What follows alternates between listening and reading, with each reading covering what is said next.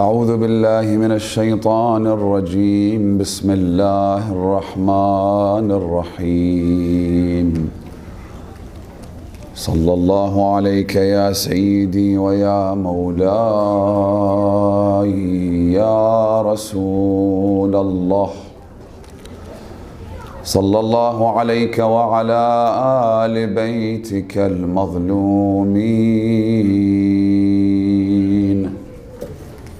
الغر الميامين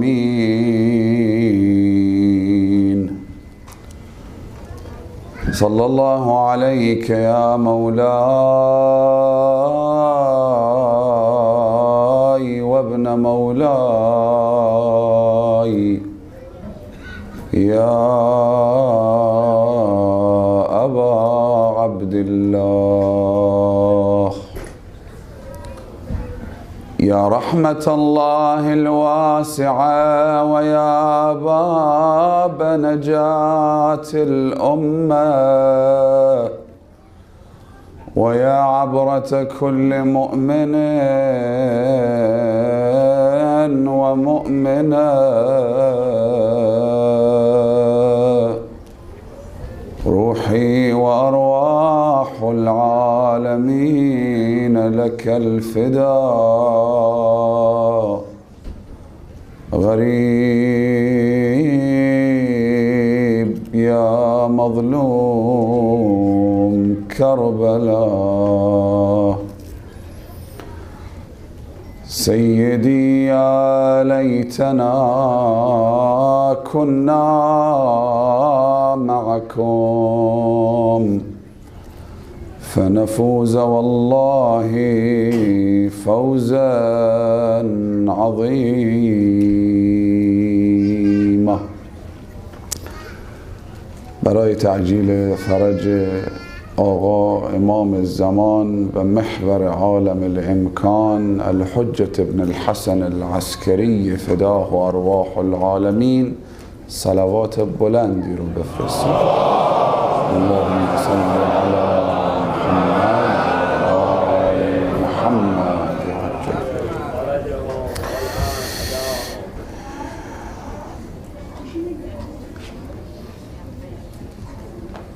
It's important that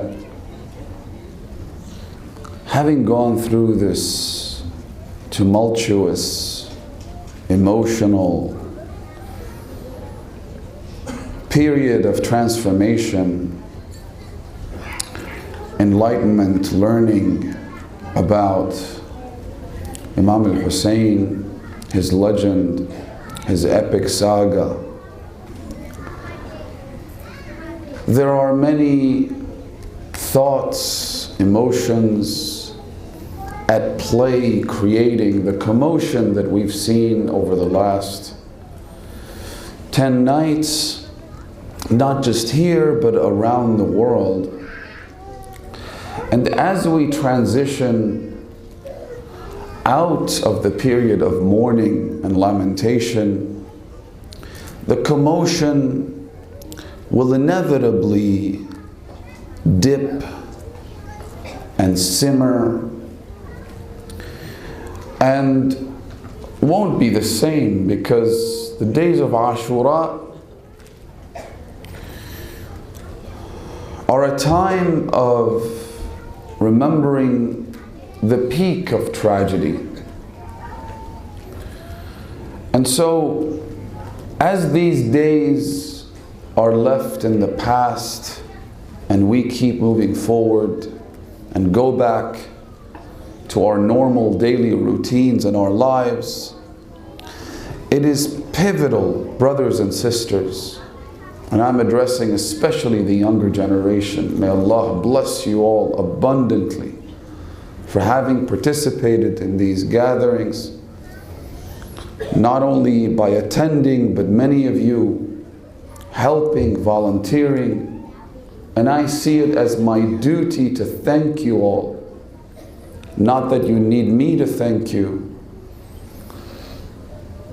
Abu Abdullah al-Hussein, in all of his might and grace and generosity, will reward you for your efforts, but I still see it as a personal obligation to thank you for coming, for helping, for contributing in your own way, volunteering.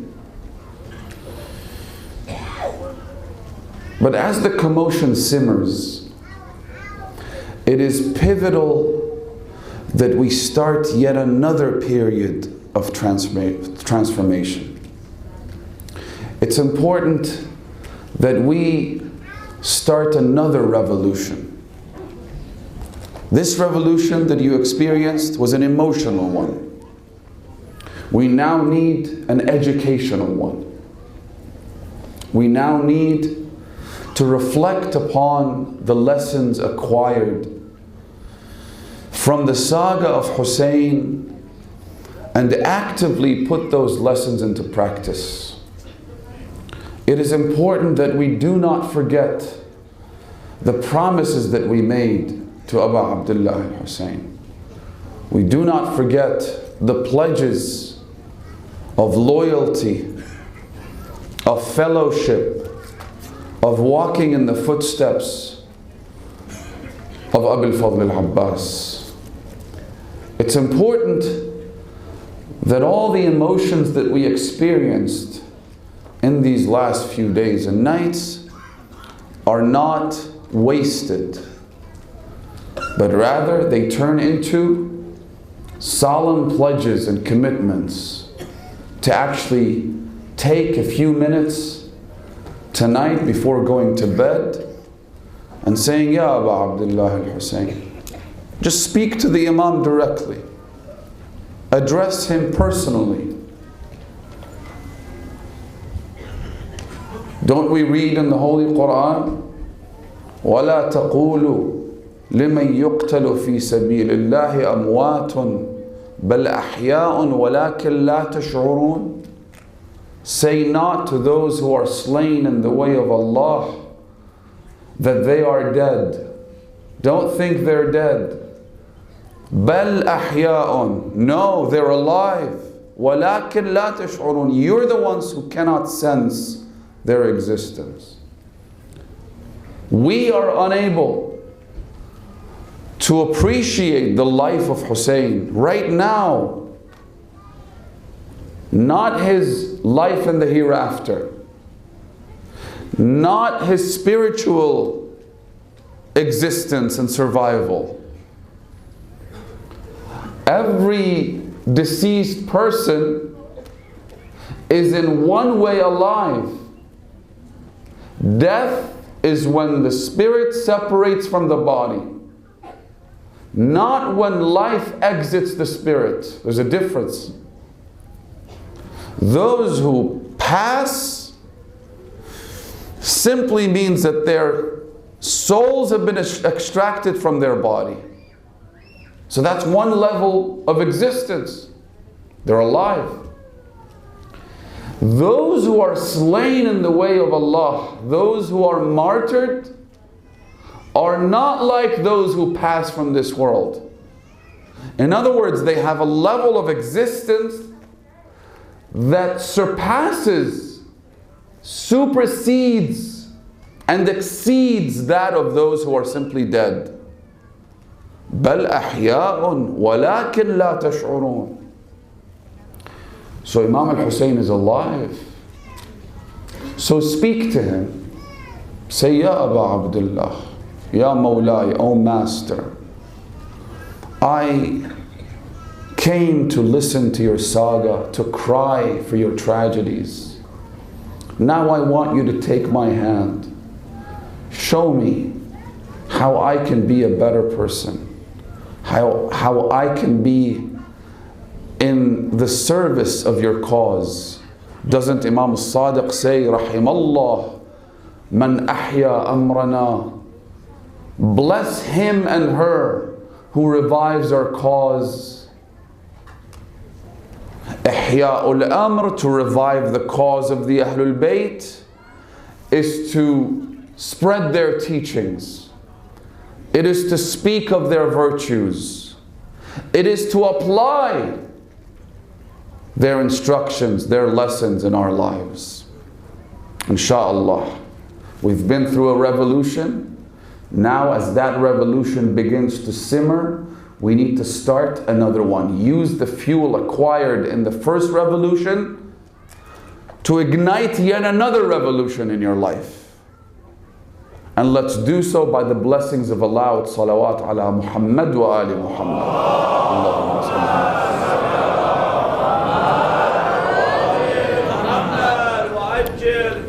Now,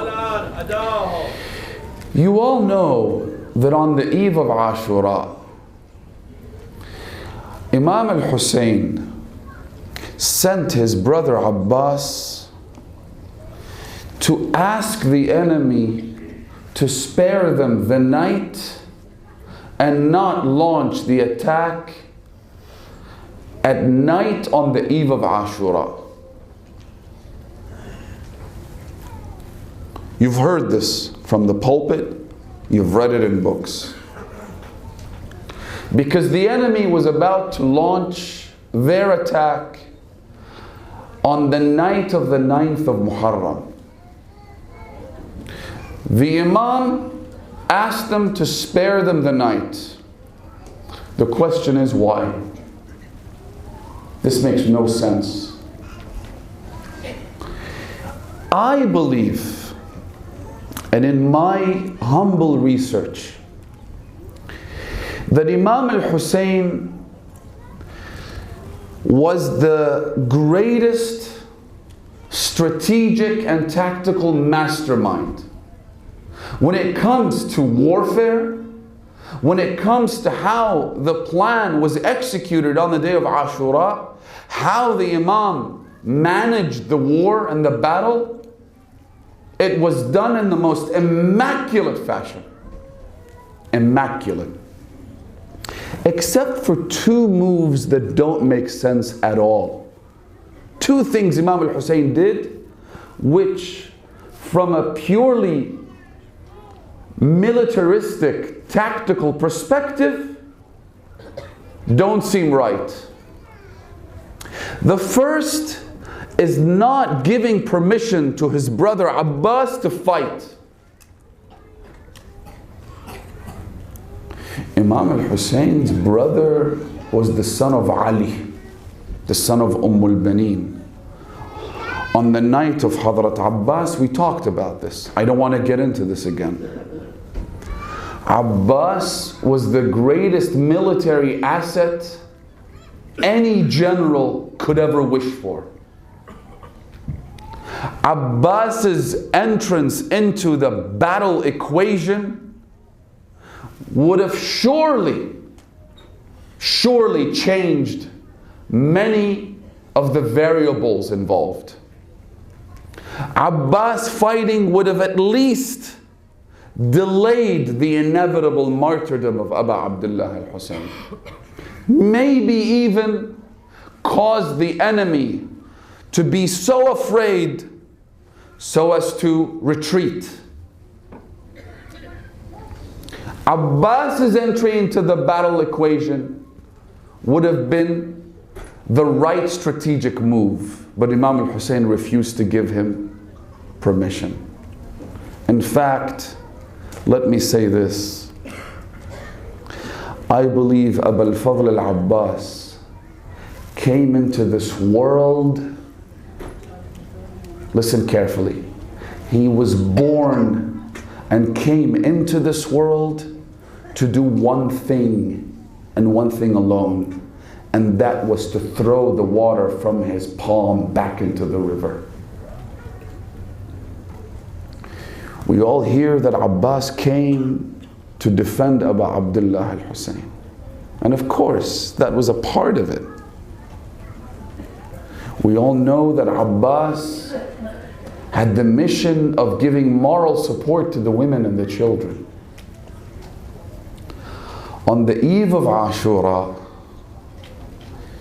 Abbas is handed the mission of protecting the camp. That night, Abu Abdullah al-Hussein told the women and the children, go to sleep. tonight is a night where you can sleep comfortably, because Abbas is your protector, Hussein is your protector, Ali al-Akbar is your protector. Al-Qasim ibn al-Hasan, when he walked into the tents before going to the battle, he was wearing his uncle's turban. As soon as he walked in, some have said that Lady Zainab got up and said, Akhi Aba Muhammad, my brother Hassan, is that you? He looked like his father, Imam al-Hasan al-Mushtaba alayhi salatu wassalam.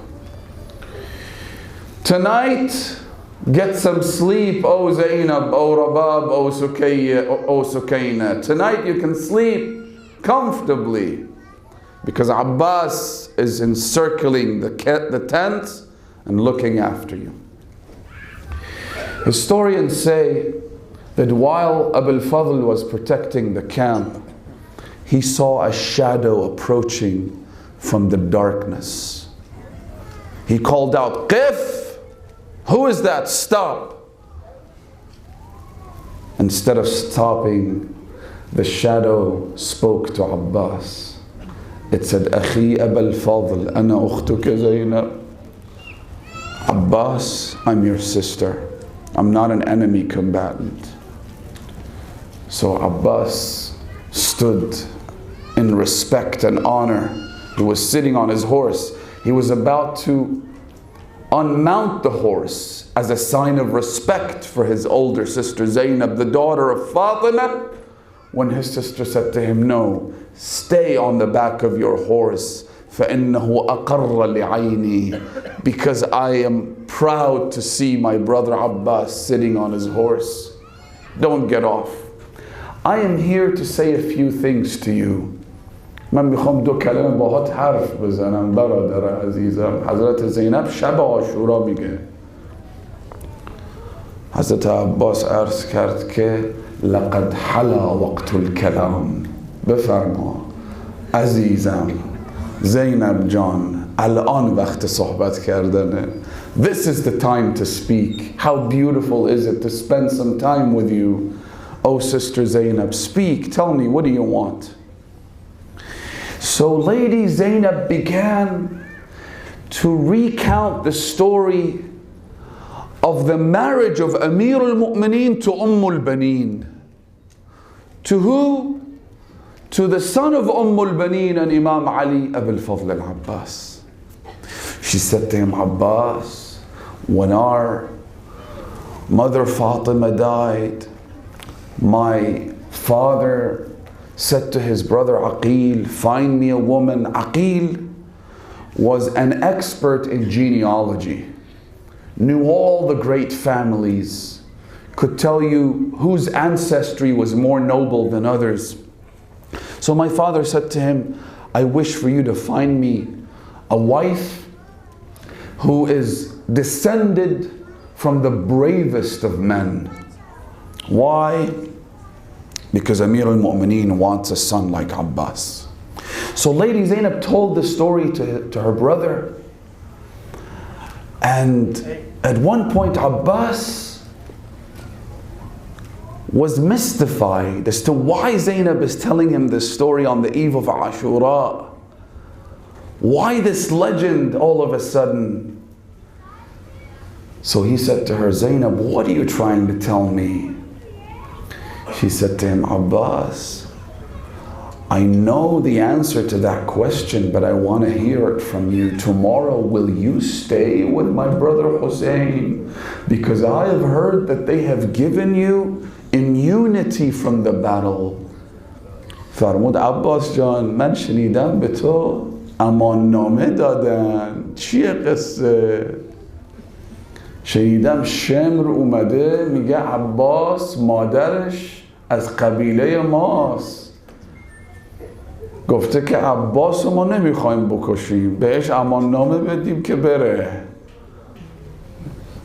Of course they were afraid of Abbas. It's not that they cared for him to live. Shimr was afraid of what Abbas was capable of. So I heard that they have given you immunity, O Abbas. Historians say, فَوَضَعَ رِجْلَهُ فِي الرِّكَابِ. Remember, Abbas was on the back of the horse, Lady Zainab was standing. He put his feet in the horse's stirrup and he pulled it so much, he pushed it such that he tore off the stirrup of the horse. He said, Ukhayya Zainab, Sister Zainab, أَتُشَجِّعِينَنِي وَأَنَا ابْنُ مَنْ تَعْلَمِينَ. Are you trying to encourage me to stay with Hussein when you know who my father is? You know who my mother is? My mother used to tell me, Abbas, you do not address your brother as Akhi. You don't call him brother, you call him Sayyidi wa Mawlai. My master Hussein, my master Hassan. Sister Zainab, you have nothing to be worried about. And so my humble opinion, I could be wrong, but from all the things that we've seen, it seems that Abbas was born not primarily to protect the life of Abu Abdullah al-Hussein, but so that he goes into battle, attempts to bring the water and quench the thirst of the women and the children. He was the Saqqa. He was the one known. If anybody ever said that they were thirsty, Abbas would be the one to jump, get them the water and quench their thirst. So that was Abbas, that was what Abbas was known for. But I believe the reason Imam al-Hussein went off script, and instead of giving his brother the chance to defend him and his women and camp, sent him to get water, was so that he would then look at the water, throw it back into the river, be reminded of the thirst of Hussein, and thus create a legend that no one has been able to produce, not the greatest of fiction writers, not the best literary artists in the history of mankind, a legend like Abbas. So that's why Imam al-Hussein did what he did vis-a-vis Abbas. There was another thing Imam al-Hussein did which again doesn't make sense from a strategic perspective, from a tactical perspective. What was it? It was to ask to be spared the night of Ashura. Why didn't that make sense? Bear with me. First off, we know that the number of supporters Imam al-Hussein had was dwindling down. The more they waited, the more supporters the Imam lost. The more they delayed the battle, the more people had second thoughts, and the more deserted the camp of Abu Abdullah al-Hussein. By asking for one more night, the Imam was going to end up with one or more less companions on the day of Ashura.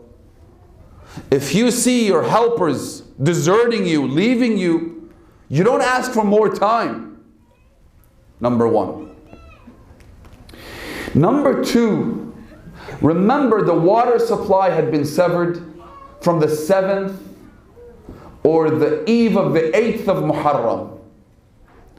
When you have no water and you're thirsty, do you wait longer to face your enemy, or do you proceed with the battle as soon as possible?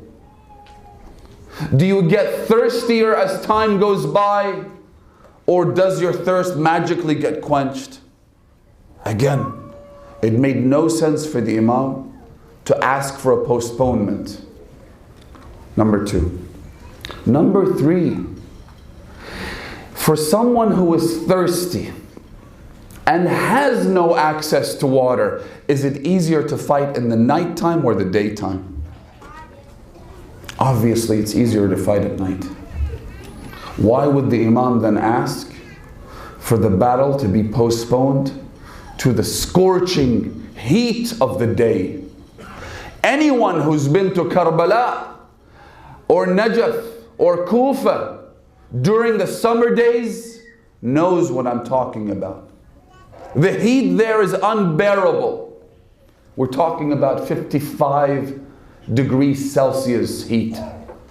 We're talking about scorching heat that leaves you parched to the point that historians say, the hadith say, كَانَ بَيْنَهُ وَبَيْنَ السَّمَاءِ كَالدُّخَانِ. Imam Hussein was seeing smoke when there was no smoke. That's what the thirst did to our master Abu Abdullah. So why would you postpone the battle from night to morning? Night is cooler.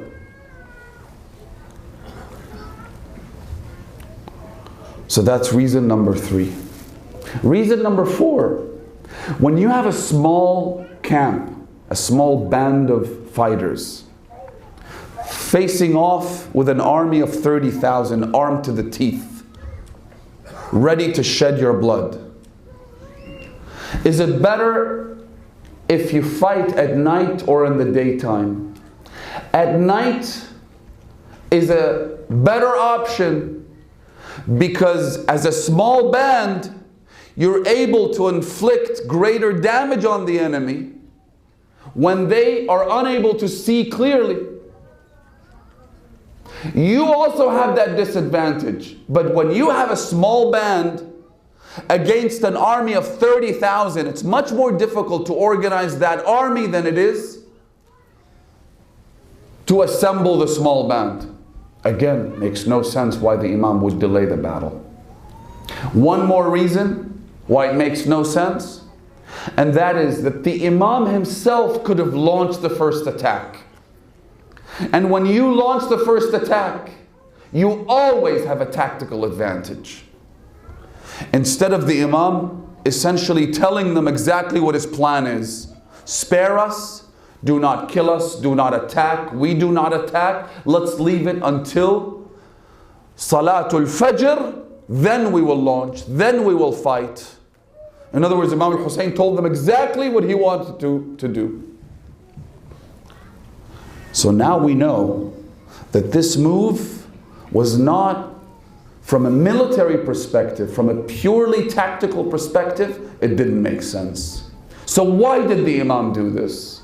He himself gave the reason.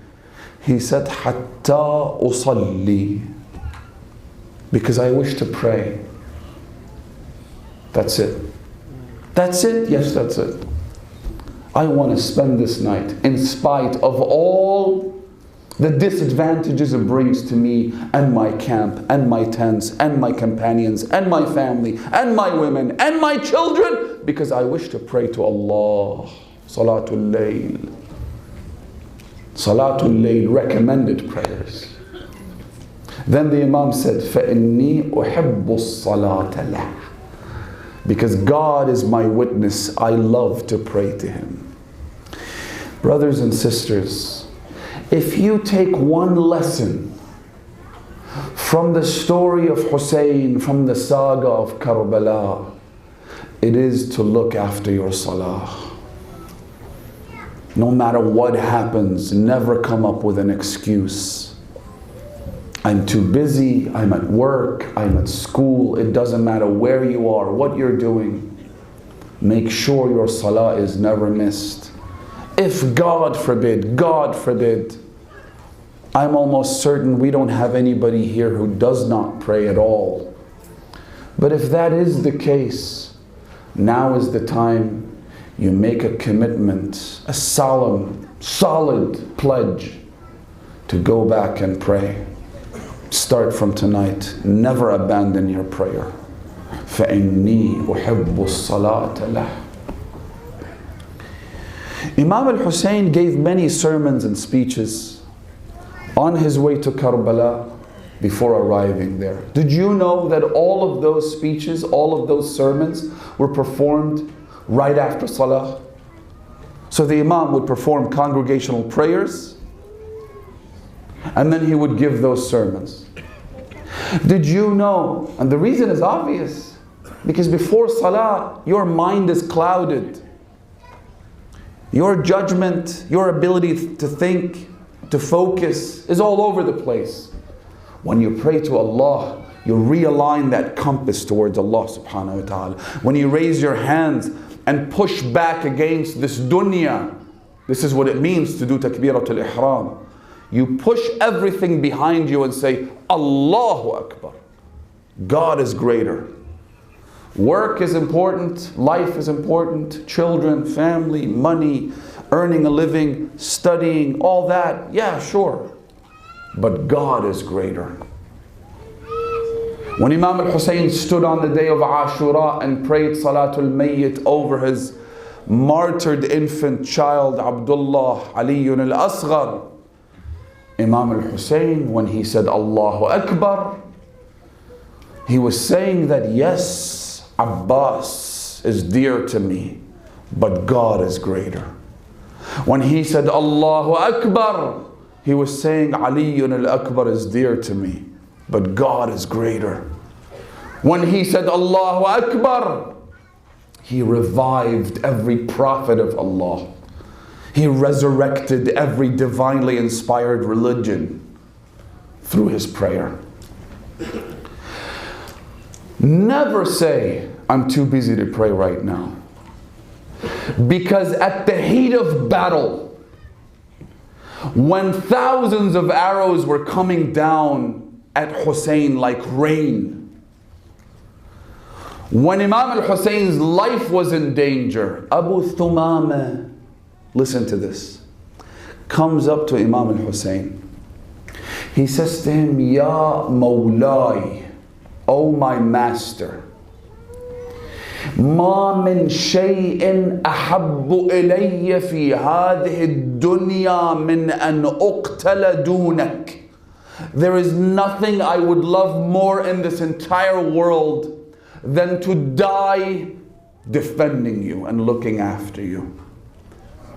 So he starts off with that. In other words, if I say what I'm about to say, it's not because I'm afraid of death. Wallahi, there's nothing I would love than to die for you right now.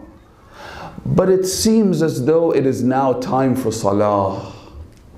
It looks like it is adhan time. And I would love to be able to pray behind you one last time, Ya Mawlai. So the Imam looked up and he said to him, Na'am, innahu waqtuha, ja'alaka Allahu min al-musallin. Imam al-Hussein's companions were the best, most noble, most loyal companions, not according to me or historians, but according to Imam al-Hussein himself. That's what he said, literally. And so when the Imam wants to pray for his companions, you could imagine it would be the best prayer. What did the Imam pray for Abu Thumama? He said, may Allah raise you among those who uphold Salah. That is the highest station you could achieve. جَعَلَكَ اللَّهُ مِنَ الْمُصَلِّينَ إِنَّهُ وَقْتُهَا. Yes, let us now stand and pray. So the Imam asked him to ask the enemy for time out. He said, tell them, let's have a few moments to pray. You do your own prayer. You claim to be Muslims. You pray and let us pray. They said, we will not spare you a single second. No prayer, no salah. You'd think that at this point, Imam al-Hussein has sufficient excuse to delay his salah. Had it been anybody else, but not Abu Abdullah al-Hussein. Because he's also the son of Ali ibn Abi Talib, who in the heat of the battle of Siffin, when it was time to pray, took to the side, began to pray. One of his companions said to him, Ya Amir al-Mu'mineen, now you want to pray? Now you get some time out? Look at them, they're attacking us. They're not using drones. They have their swords in their hands and they're launching those swords and spears in our faces. War back in the day was much more vicious than it is now. It was scary. Now you pray? So the Imam said to him, عَلَى مَا نُقَاتِلُهُمْ إِذَنْ Why do you think we're fighting them? We're fighting so that we have the freedom to pray and uphold prayer and acts of worship towards Allah subhanahu wa ta'ala. They don't want you to pray. That's the whole reason we're in battle. So Abu Abdullah al-Hussein, they refused to give him a moment to pray. He stood to pray anyway, while two of his companions stood there to defend him. These two companions, one of him, Abdullah ibn Muhammad, or Muhammad ibn Abdullah al-Hanafi, whose story you've heard, he's the one who stood shielding Abu Abdullah al-Hussein from the arrows that came like rain, بِوَجْهِهِ وَنَحْرِهِ وَصَدْرِهِ. Did they not have armor and shields? They had armor and shields. And yet this companion would block the arrows with his face. Why with his face? Because the closest thing to the arrow, remember, an arrow comes very quickly. You don't have time to react. It's very difficult to tell the trajectory of an arrow. So you have to keep your eye at the arrow at all times. And because you have to keep your eye at the arrow, lest it reach Abu Abdullah al-Hussein, he would have to use his face to block the arrow. By the time Abu Abdullah al-Hussein finished his prayer, Abdullah ibn Hamid held off just long enough for the Imam to finish. When the Imam finished, he simply collapsed to the ground. Imam al-Hussein went up to him. There were upwards of 10 arrows embedded deeply in his face and his body. The Imam proceeded to him. He held his head gently, comforted him. He opens his eyes, looks up, he sees the face of Abu Abdullah al-Hussein. So he says to him, Sayyidi wa Mawlaya ya Abu Abdullah, awafayt. Was I loyal to you? The Imam cried. He said to him, Na'am, anta amami fil jannah. Yes, you're heading towards paradise just before I do. I'll be following you soon. Never make an excuse. Oh, I'm too busy right now. Oh, I'm watching TV, I'm doing this, I'm doing that. Just remember what Imam al-Hussein did on the day of Ashura. Remember what he did on the eve of Ashura. Remember his statement, Inni uhibbu salata lah. I love Salah. What made Hussein Hussein was his Salah. What made Habib Habib was his Salah. What made Muslim Muslim was his Salah. What made the companions who they were was their acts of worship and their Salah. On the eve of Ashura, لهم دوي كدوي النحل ما بين راكع وساجد وقائم وقاعد. This lesson, I don't want to take too much of your time.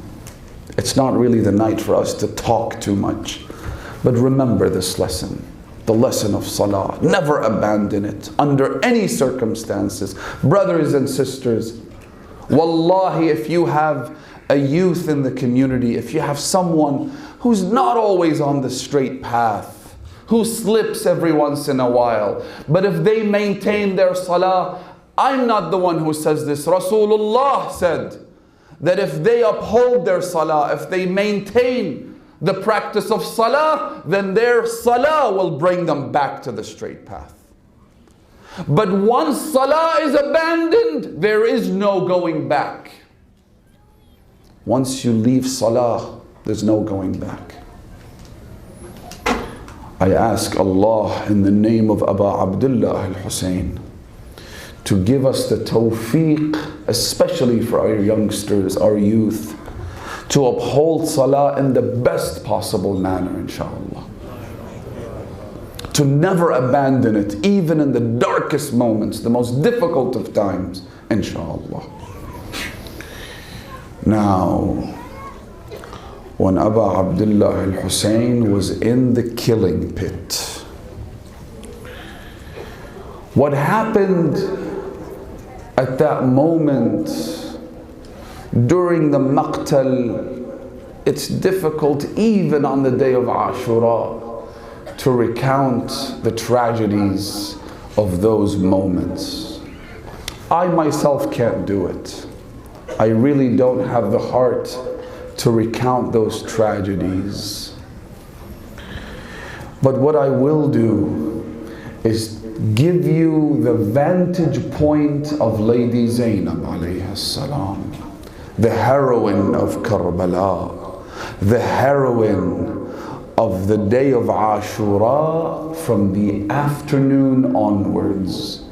I'll give you her vantage points. Let me recite some poetry for you to give you a few glimpses of what Zainab went through. Assalamu alayka ya mawla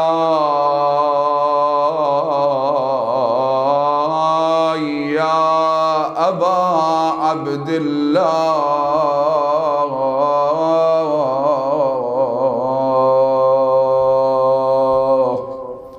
wa ala al-arwah allati hallat bifinaik. عليكم مني سلام الله أبدا ما بقيت وبقي الليل والنهار ولا جعله الله آخر العهد مني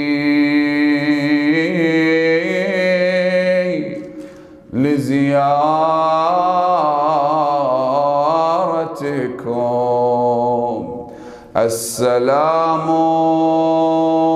على الحسين وعلى علي بن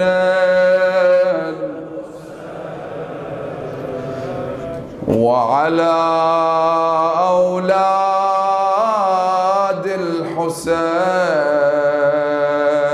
الحسين وعلى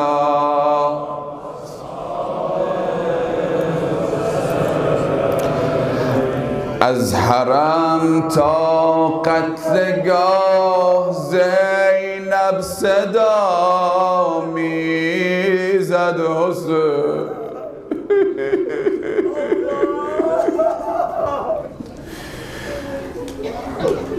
از حرم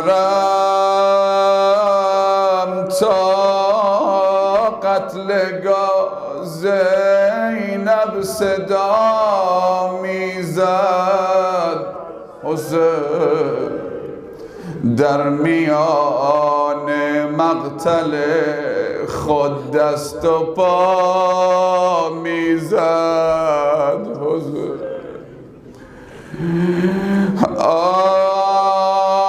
غوت در گرداب خون میزد شهید کربلا.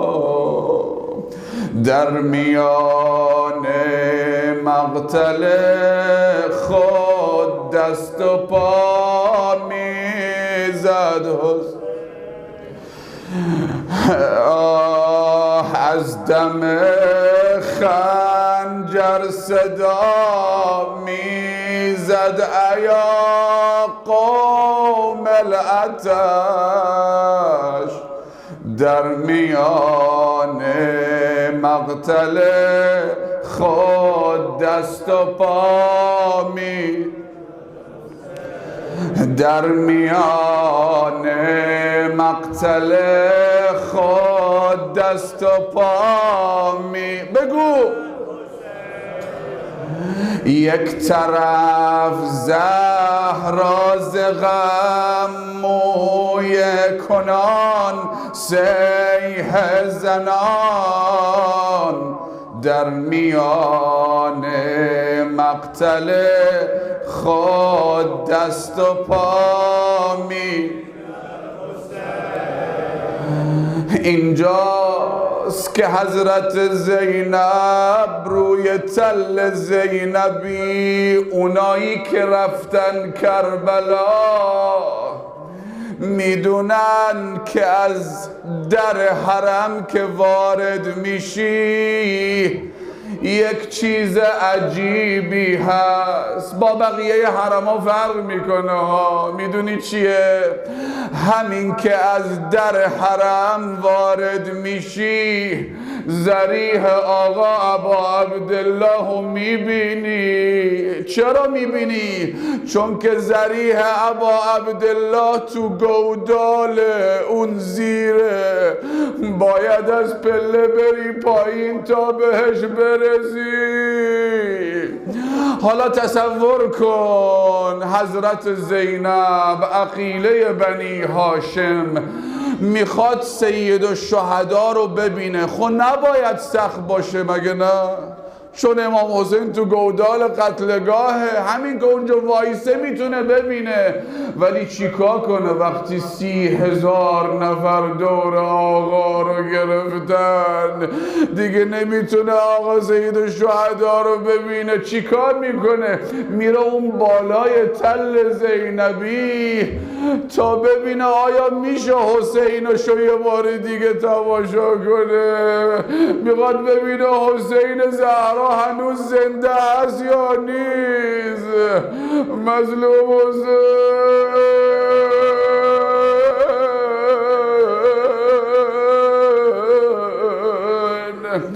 اونجاست که زینب همین که وایساده میخواد حسینشو ببینه، میبینه شمر داره میره جلو جلو. شاعر چی میگه؟ میگه امید دوید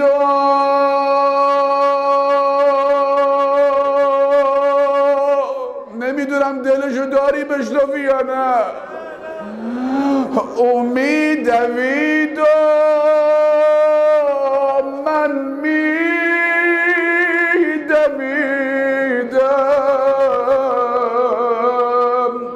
او سوی مقتل من سوی قاتل. واستا شمر ملون، این حسین زهراست، این نوه پیغمبره. ای نجیب نرو جلو. امید دوید من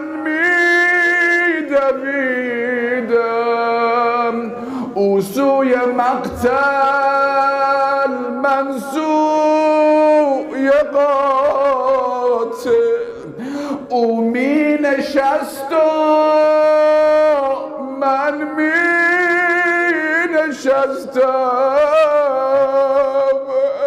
آی مظلوم حسین، او می نشست و من می نشستم.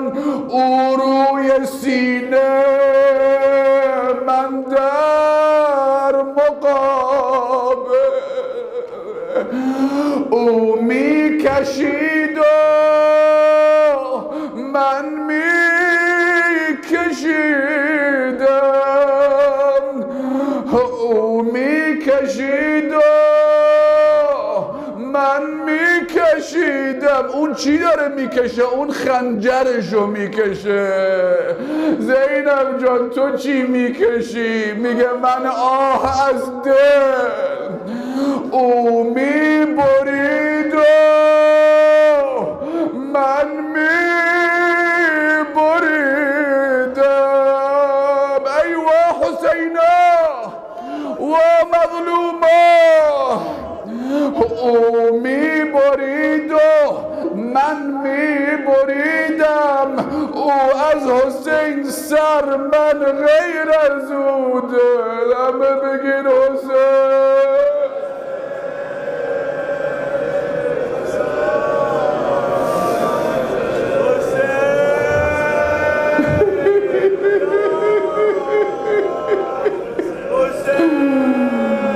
ای حسین، ای مظلوم حسین، ای غریب حسین.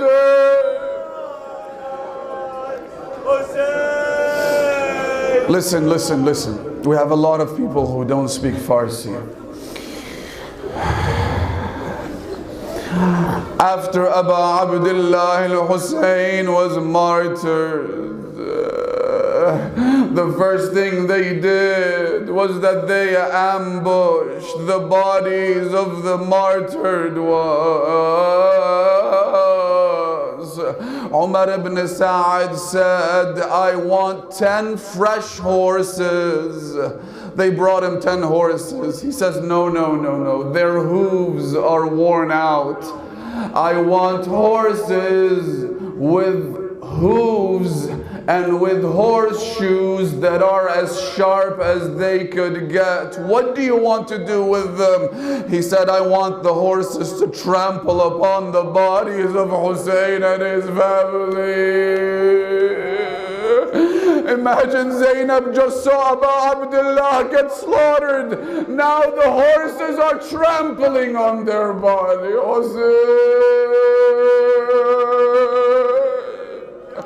Zainab, call out her name. Zainab.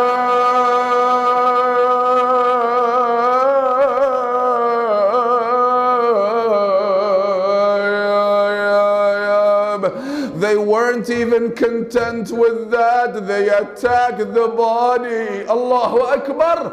They began looting everything they were wearing. Some historians say they came, a man came, noticed that there was nothing left to loot, nothing left to steal, but then he saw a ring in the finger of Abu Abdullah.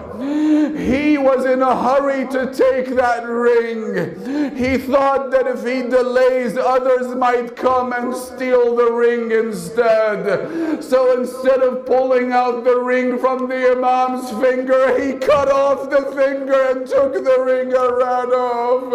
Say Hussein,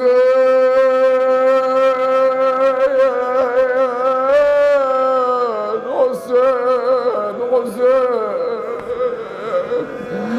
Aywa wailah wa musibatah. Wallah, I would not have said this had it not been the day of Ashura. We've all heard that they cut off the hands of Abbas, haven't we? But did you know they then came back and cut off both hands of Abu Abdullah?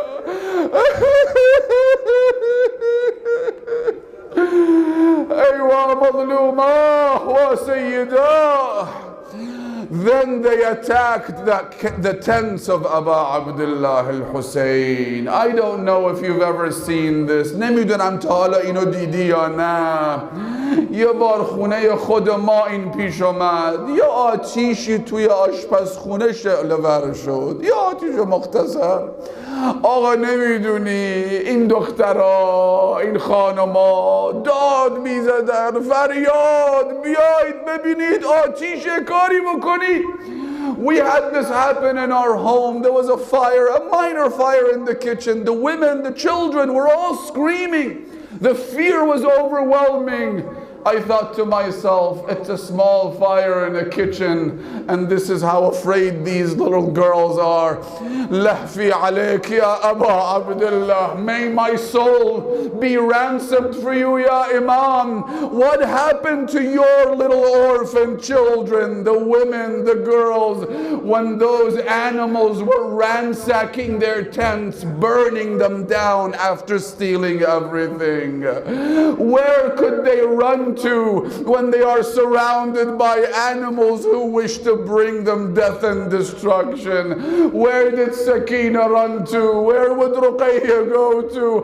How could Zainab look after all of these women and children and ensure that nothing happened to them? And sure enough, historians state that on the day of Ashura, when they ambushed the camp, 17 of the Imam's little girls uncles and nieces and nephews were trampled upon by the horses and died, including Hamida ibn Muslim. Hamida bint Muslim, remember the girl Imam al-Hussein comforted when they heard that Muslim had been killed? She died under the hooves of the horses of the enemy.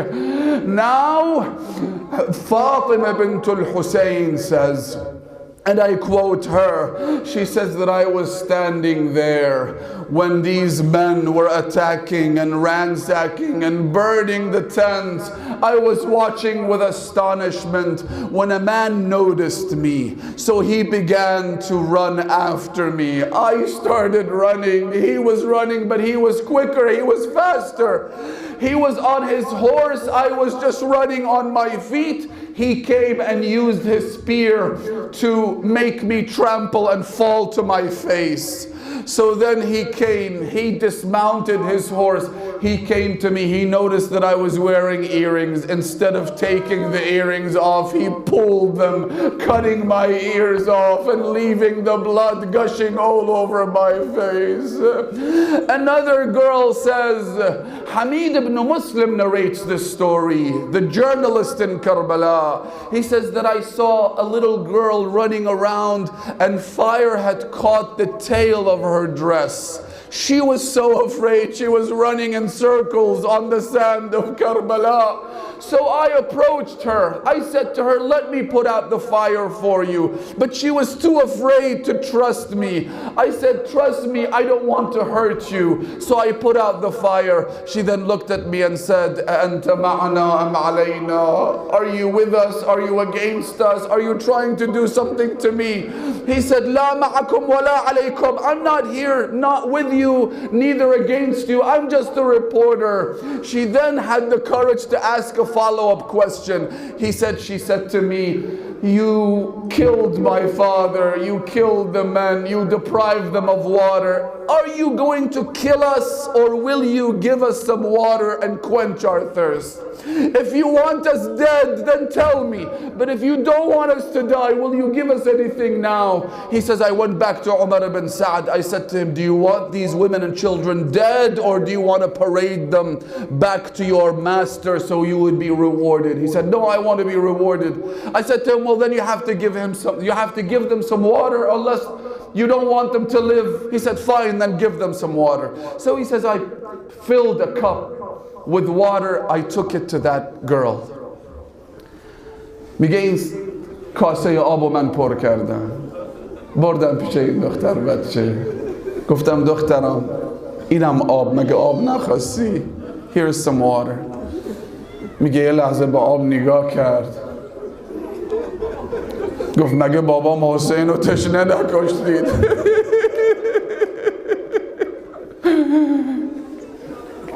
She refused to drink. She said, you just killed my father while thirsty. I can't drink this. گفت خب من اون کاسه رو برداشتم بردم پیش یکی دیگه، یه دختر بچه دیگه، گفتم بگیر آب بخور تشنتت، میدونم داری میمیری از تشنگی آخه. گفت نخیر نمیخورم، بابام حسین رو تشنه کشته. She refused to drink. The third girl, the fourth, the fifth, all the children, until they reached the youngest one of them all. تا رسید به یه دختر 3 ساله. گفت دخترم برات آب آوردم. این دیگه نمیدونست چه خبره، قصه رو نشنیده بود، به گوشاش نرسیده بود. میگه اون آبو گرفت، همه تعجب کردن. She took the water. Everyone was shocked. Why would she take it? She took it. یه لحظه دیده این دختره داره میره طرف صحرا، طرف جای قتلگاه. میگه بابا من شنیدم داری میگی و حق جدی انا عطشان. Father, I just heard you cry out, I am thirsty, give me water. Daddy, I brought you water, I have good news. همه میگید مظلوم حسین.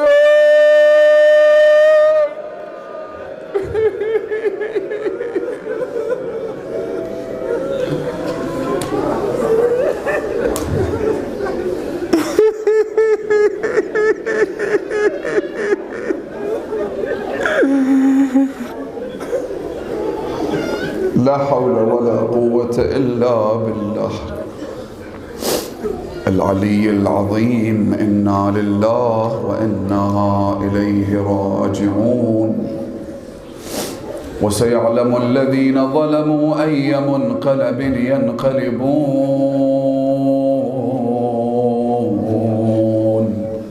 والعاقبة للمتقين. اللهم العن أول ظالم ظلم حق محمد وآل محمد وآخر تابع له على ذلك. اللهم العن العصابة التي جاهدت الحسين وشايعت وبايعت وتابعت على قتله. اللهم العنهم جميعا.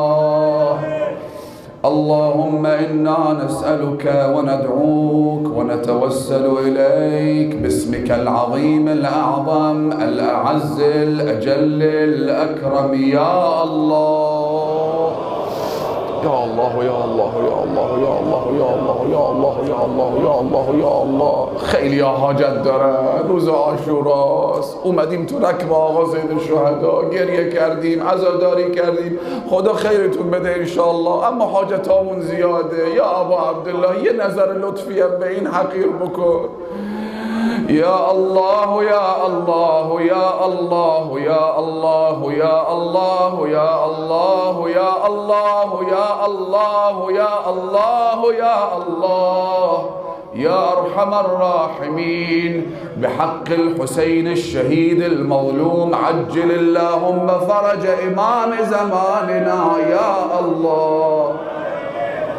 اللهم كن لوليك الحجة ابن الحسن صلواتك عليه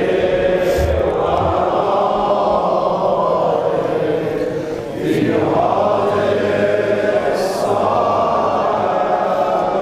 وفي كل ساعة وليا وحافظا وقائدا وناصرا ودليلا وعينا حتى تسكنه أرضك طوعا وتمتعه فيها طويلا. اللهم ارزقنا في الدنيا زيارة الحسين وفي الآخرة شفاعة الحسين. احشرنا في زمرة الحسين وأصحاب الحسين. اللهم اجعلني عندك وجيها بالحسين. اللهم أحيني حياة محمد وآل محمد وأمتني ممات محمد وآل محمد. اللهم ارحمنا برحمتك الواسعة. اللهم اغفر لنا ذنوبنا. اللهم تب علينا توبة نصوحة. اللهم ارزقنا خير الدنيا والآخرة. ربنا آتنا في الدنيا حسنة وفي الآخرة حسنة. اللهم ثبتنا على ولاية أمير المؤمنين. اللهم لا تخرجنا من هذه الدنيا حتى ترضى عنا. اللهم ارحم موتانا العلماء المراجع الشهداء ومن مضى على الإيمان ومن مضى من هذا الجمع. نهدي لهم ثواب مجلسنا وثواب سورة المباركة الفاتحة مع الصلوات.